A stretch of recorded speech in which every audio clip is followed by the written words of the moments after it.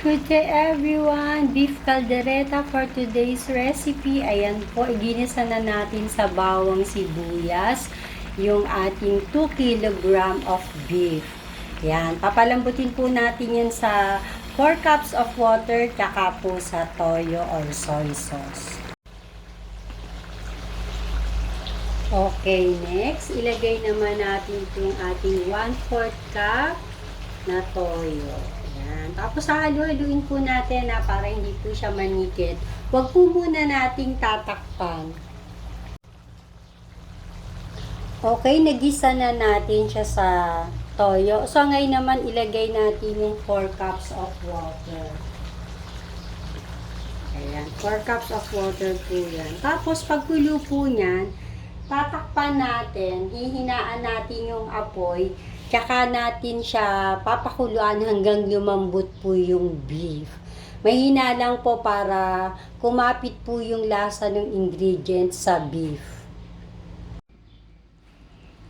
Ayan, naka 30 minutes na po tayong pagpapakulo pero hindi pa po malambot yung beef or yung baka kasi matagal po talaga siyang lumambot.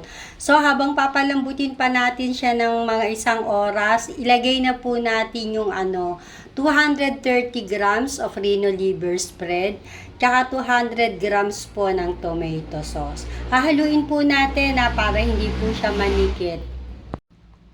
Okay guys, dahil medyo malambot na yung ating beef, nilagay na natin yung 2 tablespoon na brown sugar, tsaka yung ating siling labuyo. Okay guys, ayan, luto na po ang ating beef caldereta. Ayan, napakalambot na po nung ating beef. So, pakulaan lang po natin ng another 3 minutes, tapos luto na po siya. We're done. Ayan, luto na po ang ating beef caldereta. Please continue to subscribe to my channel. Dito lang po yan sa Facebook using Reels. Also in TikTok, Instagram, and YouTube. Just type at Luto ni Auntie Loli. Thank you for watching!